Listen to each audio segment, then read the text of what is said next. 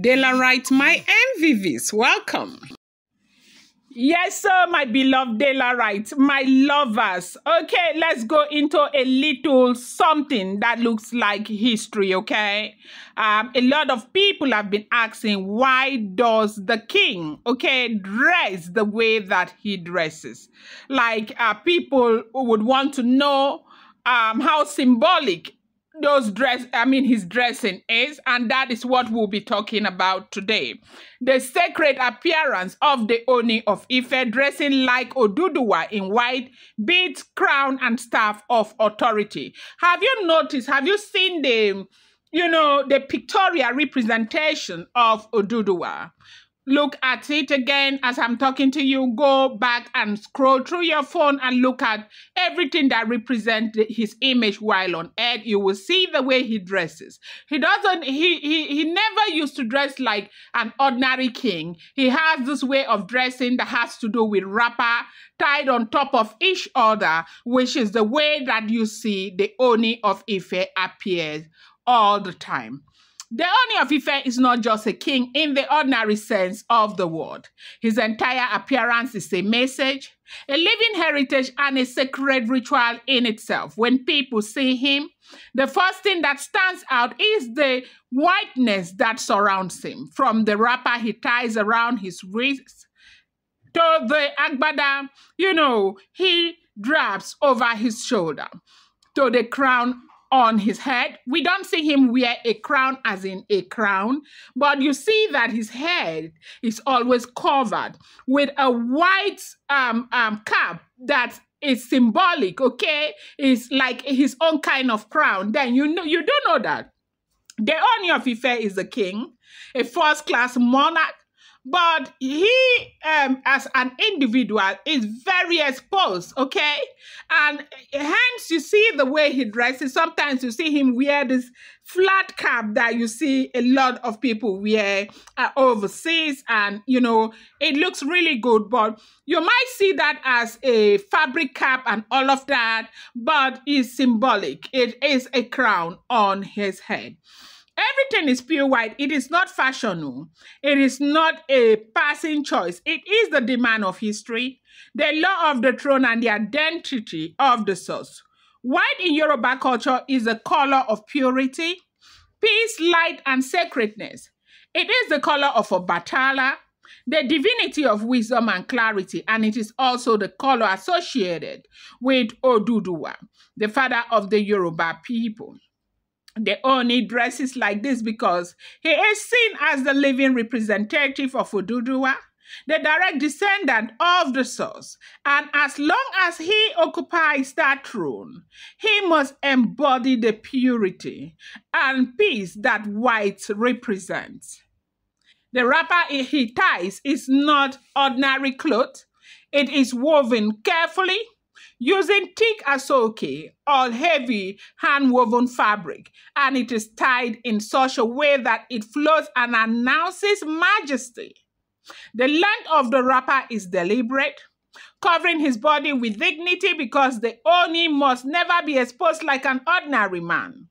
Over this wrapper, he often wears another layer, using a large agbada richly embroidered but still white. The whiteness is maintained throughout because to wear any other color would be to dilute the sacred image of Oduduwa that he carries. Unlike other Yoruba monarchs who may adorn themselves with bright colors like red, purple, blue, or gold, the Ooni is bound by tradition to appear only in white.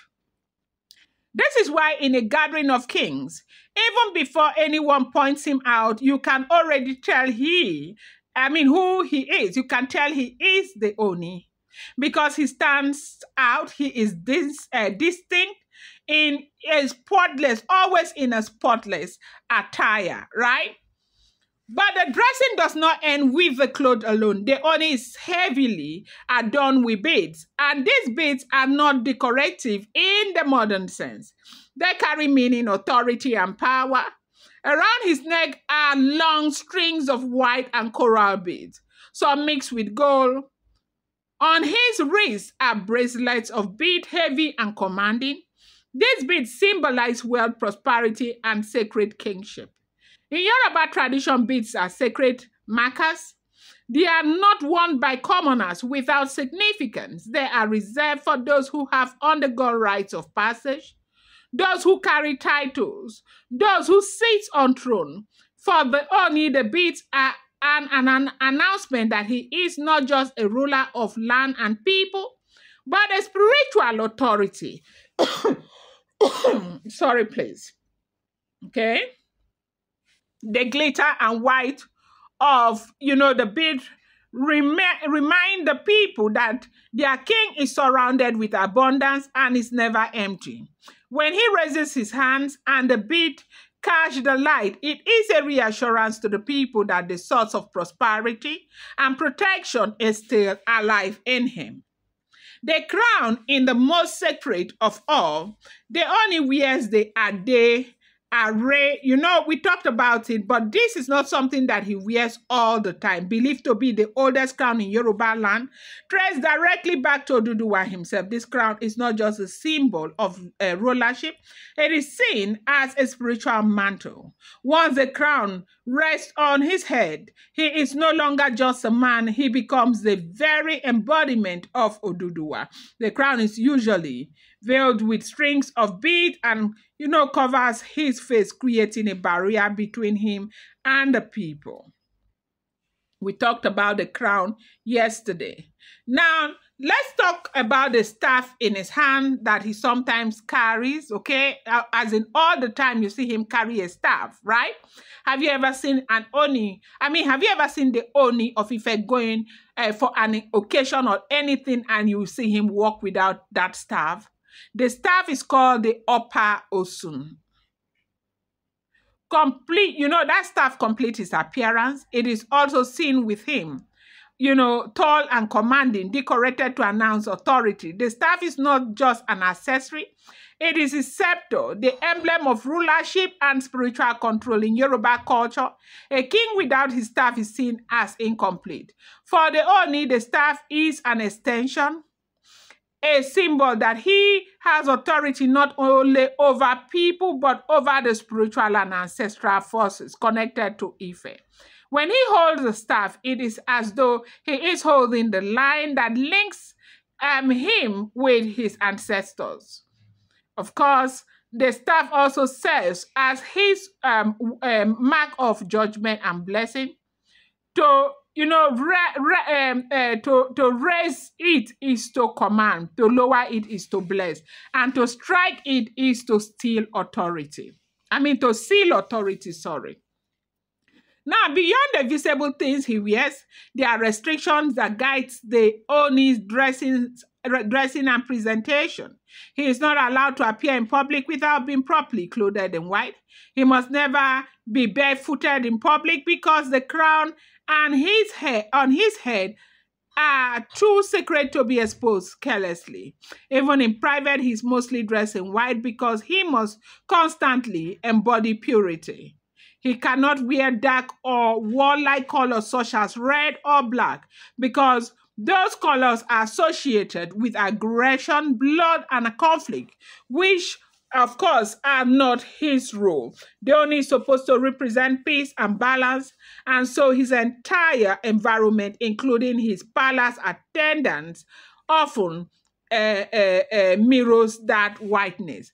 There are also sacred rules about his body. Certain parts of his body must never be exposed carelessly to the public eye.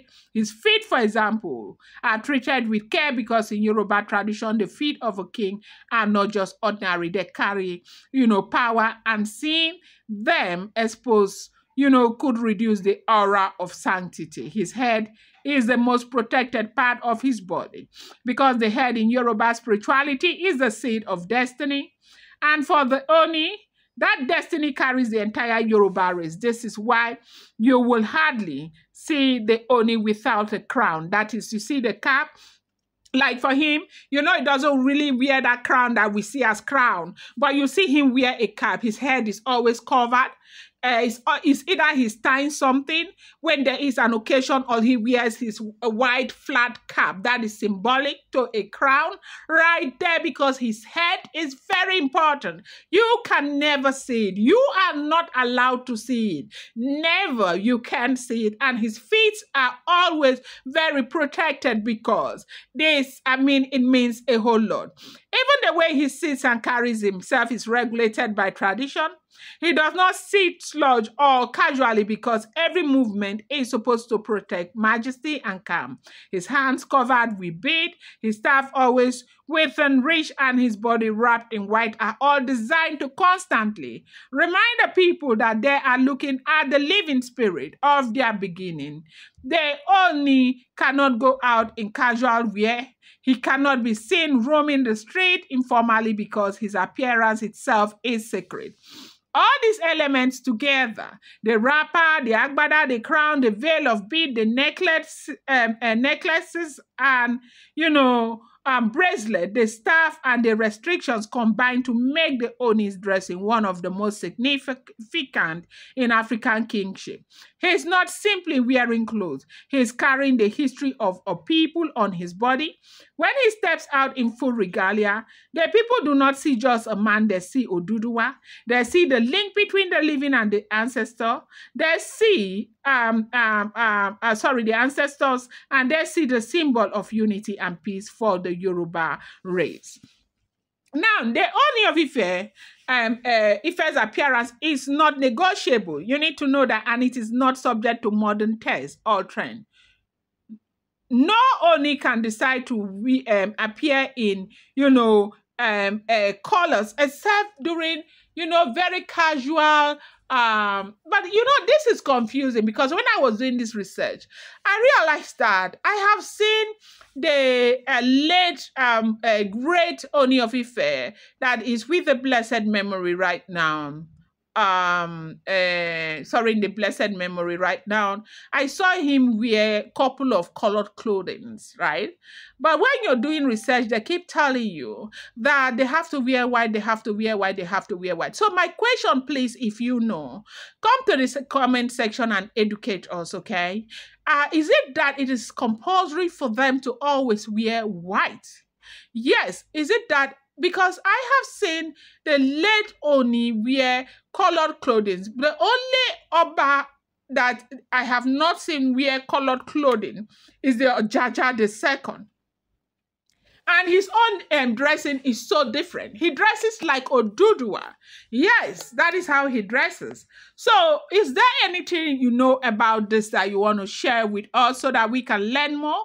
This is a process. We are learning history and, getting to know better about, our culture and tradition. I appreciate you guys, Delarites. I love you guys so much.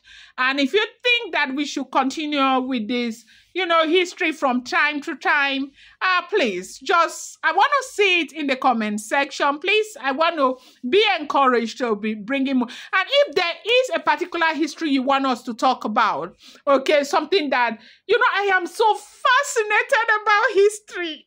Look, I am, what do you call it? Is there something like history junkie or whatever? I love history so much. I do love history so much, okay? If there's anything you want us to discuss, please, let me see it in the comment section. The first one I see, bim, I'm going to do it even tomorrow. Appreciate you. I love you. Thank you so much. I appreciate you.